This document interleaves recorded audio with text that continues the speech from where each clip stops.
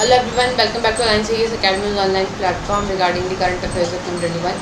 सो अपने current affair के series को आगे बढ़ाते हुए चलिए शुरू करते हैं डे 99 का session. I wish you all very good luck. पहला क्वेश्चन है आपका, which among of the following is incorrect about the Mountbatten plan. आपको माउंटबेटन प्लान के बारे में इनकरेक्ट स्टेटमेंट बताना है। पहला है, Lord Mountbatten came to India as a last viceroy and was assigned to task of transfer of power by then British prime minister Clement Attlee. दूसरा statement है, the June 3 plan included the principle of partition, autonomy, sovereignty to both nations, right to make their own constitution.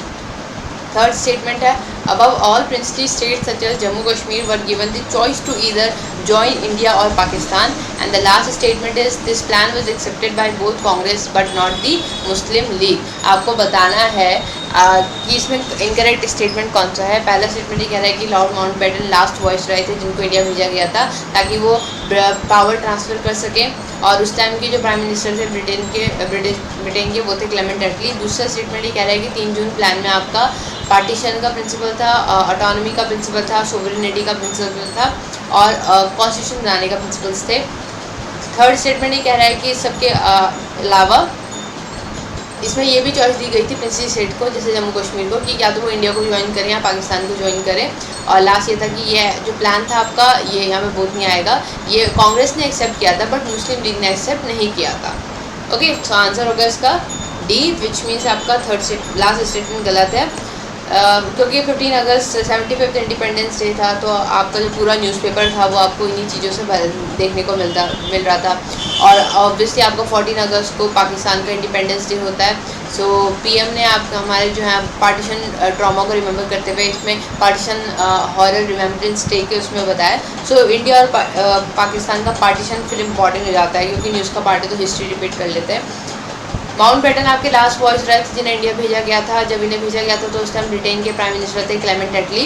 1947 में Mountbatten आपके आए थे India और कुछ plan के साथ आए थे। ठीक, यहाँ पे प्लान इनका ये था कि प्रोविंसेस को डिक्लेयर किया जाएगा इंडिपेंडेंट सक्सेसर स्टेट, और फिर बाद में उनको वो किया जाएगा कि वो चाहें तो किसी भी उसको ज्वाइन करना चाहें या नहीं भी कर सकते हैं। इसको कहा गया था डिकी बर्ड प्लान। उसके बाद जवाहरलाल नेहरू जिन्होंने इस प्लान के बारे में बात किया था कि ये बाल्कनाइजेशन को प्रमोट कर रहा है। बाल्कनाइजेशन मीन्स आपका डिसइंटीग्रेशन हो रहा है, जिस तरीके से आपका इंडिया पाकिस्तान में तोड़ रहे हैं या फिर वो और प्रिंसली स्टेट को चॉइस दे रहे हैं कि तुम्हें जुड़ना है इंडिया के साथ या पाकिस्तान के साथ या फ्री होना है। सो ये बाल्कनाइजेशन की तरफ को जा रहा है। फिर उसके बाद वॉइसरॉय आपका जो ये माउंटबेटन प्लान है 3 जून प्लान भी कहा जाता है और ये लास्ट प्लान था इंडियंस के लिए। ओके, उसके बाद जितना भी हमने ये देखा यार स्टेटमेंट बिल्कुल ठीक है कि प्रिंसली स्टेट जो थे जम्मू कश्मीर हो गया, इनको चॉइस दी गई थी कि या तो इंडिया को ज्वाइन करिए या पाकिस्तान को, और ये जो प्लान था इसे दोनों ने एक्सेप्ट किया था। तो आपकी फोर्थ स्टेटमेंट गलत इसलिए है क्योंकि इसे कांग्रेस और मुस्लिम लीग दोनों ने एक्सेप्ट किया था। ओके, और कांग्रेस ने इस टाइम पे आपको पार्टीशन भी एक्सेप्ट कर लिया था। तो उसके बाद आपको इंडियन इंडिपेंडेंस एक्ट 1947 देखने को मिलता है जो कि पास हुआ था ब्रिटिश पार्लियामेंट में, और फिर आपका इसको रॉयल लेसन मिला था 18 जुलाई 1947 को। सो 15 अगस्त 1947 को इंडिया आज़ाद हो गया था। प्रोविज़न क्या थे आपके माउंटबेटन प्लान के? पहला कि 2 डोमिनियन बनेंगे, एक होगा आपका इंडिया दूसरा होगा पाकिस्तान, दोनों अपने कॉन्स्टिट्यूएंट असेंबली बनाएंगे। ओके, और यहाँ पे आपका question for separate constituent assembly would be decided by these provinces. यहाँ पे एक और चीज़ थी कि लेजिस्लेटिव असेंबली जो थी बंगाल और पंजाब की वो मिलेंगे और वोट करेंगे, डिसाइड करेंगे कि उनको किस रिलीजियस लाइन में जाना है। इसमें ये भी था कि जो आपकी असेंबली होगी सिंध की उसको दिया जाएगी चॉइस की वो किसे ज्वाइन करना चाहता है। रेफरेंडम की बात यहाँ पे करी गई थी नॉर्थ वेस्टर्न फ्रंटियर प्रोविंसेस में, जो कि आपका डोमिनियन कौन किसको ज्वाइन करेगा। पावर ट्रांसफ़र आपकी 15 अगस्त 1947 को की गई थी। अच्छा, जब माउंटबेटन से पूछा गया कि लाइक वो 15 अगस्त की डेट भी चूज़ कर रहे हैं, तो उन्होंने यही बोला कि लाइक 15 अगस्त की डेट हम इसलिए चूज़ कर रहे हैं क्योंकि इस दिन आपका क्या हो रहा है, जापान ने सरेंडर किया था सेकेंड वर्ल्ड वॉर के टाइम पे। ठीक, सो वो इसको एज अपनी विक्ट्री के उसमें दिखाना चाहते हैं कि लाइक हमने इस दिन इस उसमें इंडिया को भी फ्री कर दिया क्योंकि ये ब्रिटेन की जीत थी। To fix the international boundaries between two countries. यहाँ पे आपको रेड क्लिफ कमीशन का एक कमीशन की बात होती हुई दिखती है, जिसके चेयर किया था सर रेड क्लिफ ने। ओके, इसके बाद यहाँ पे ये डिमार्केट किया था इसने बंगाल और पंजाब को, दोनों ही कंट्रीज़ में। फिर ये बात कही गई थी British monarch will no longer use the title of empire of India after dominion created. British parliament would not enact any law, governor general made constitutional head. तो यहाँ पे फिर आपके वो गवर्नर जनरल कॉन्स्टिट्यूशनल हेड बना दिए गए थे इस टाइम के लिए। Term Pakistan was first coined bye, आपको बताना है कि टर्म पाकिस्तान सबसे पहले किसने कॉइन किया था 1933 में। आगा Khan, Mohammad Ali Jinnah, Mohammad Iqbal, Chaudhary Rahmat Ali. And answer will be D, Chaudhary Rahmat Ali. सो आपका जो पाकिस्तान टर्म है ये सबसे पहले जो दिया था ये आपका चौधरी रहमत अली ने दिया था, बाद में मोहम्मद अली जिन्ना ने इसका यूज़ किया और फिर ये पाकिस्तान के क्रिएशन में इसका बहुत इंपॉर्टेंट रोल प्ले करते हैं। ठीक, और ये उसी की हिस्ट्री है, आप इसको एक बार पॉज करके पढ़ सकते हैं।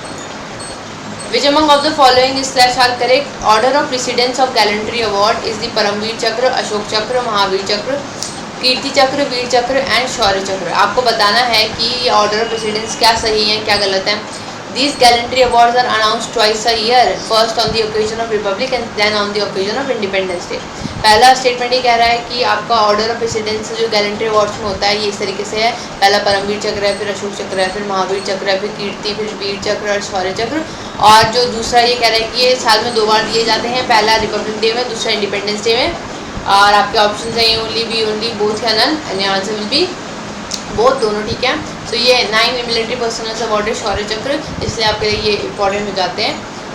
ये बिल्कुल ठीक है। ऑर्डर ऑफ प्रेसिडेंस परमवीर चक्र, अशोक चक्र, महावीर चक्र, कीर्ति चक्र, वीर चक्र, शौर्य चक्र। दैन अनाउंसमेंट इनकी 2 बार होती है, रिपब्लिक डे में, इंडिपेंडेंस डे में।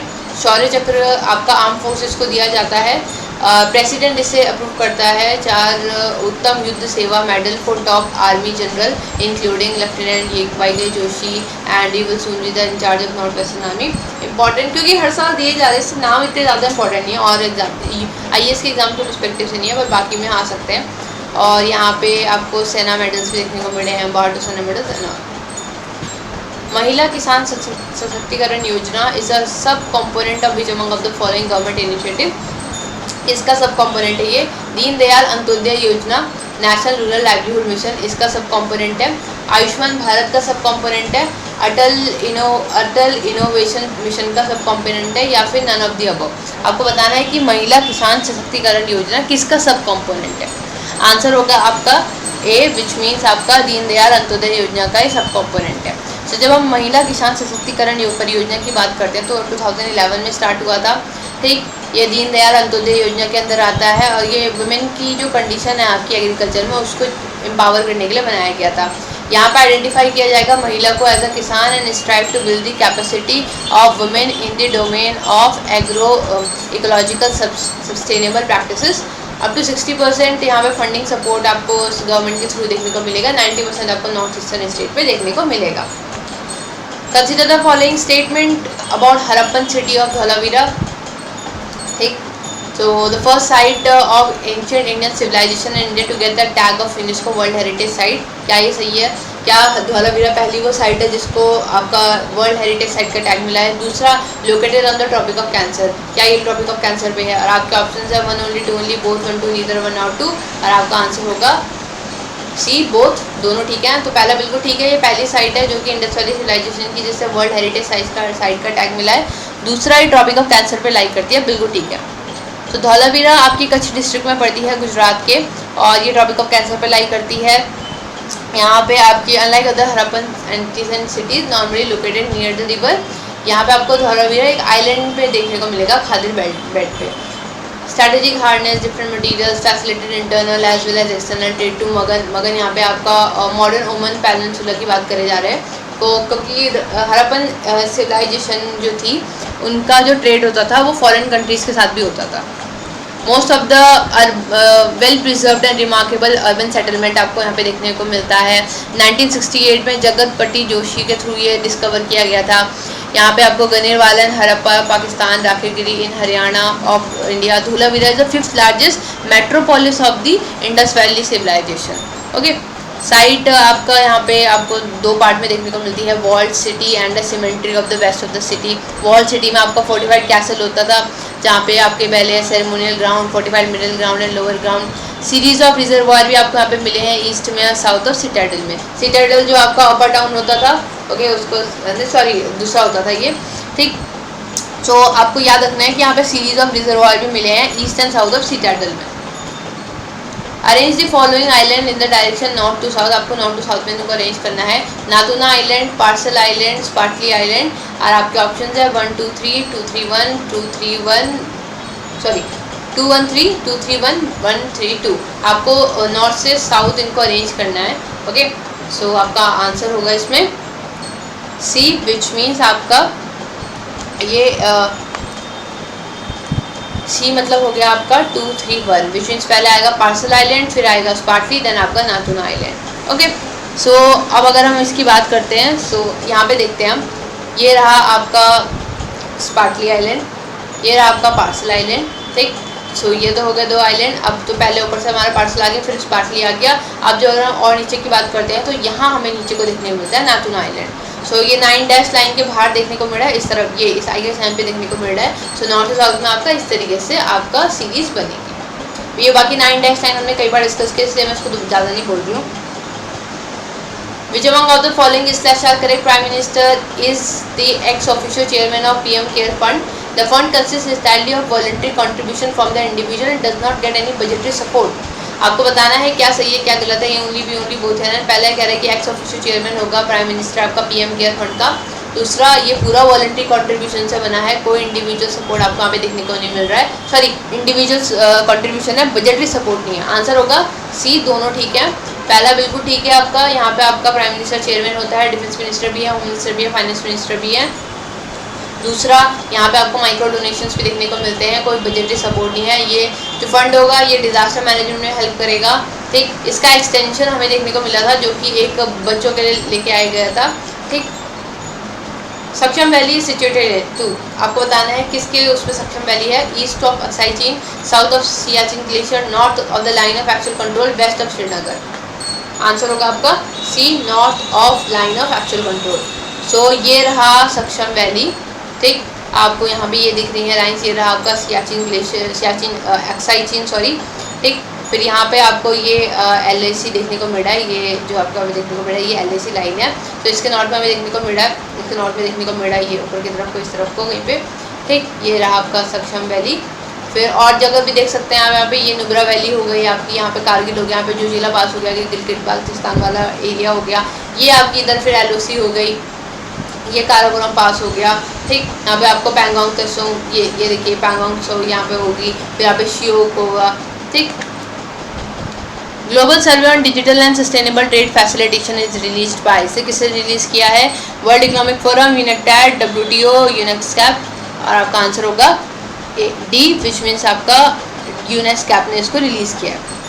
लास्ट क्वेश्चन आज का, विच among of the following countries share the longest borders with Afghanistan? Tajikistan, Iran, China, Pakistan. कौन लॉन्गेस्ट बॉर्डर शेयर करता है अफगानिस्तान के साथ? अफगानिस्तान वैसे भी बहुत इंपॉर्टेंट है, न्यूज़ का पार्ट है।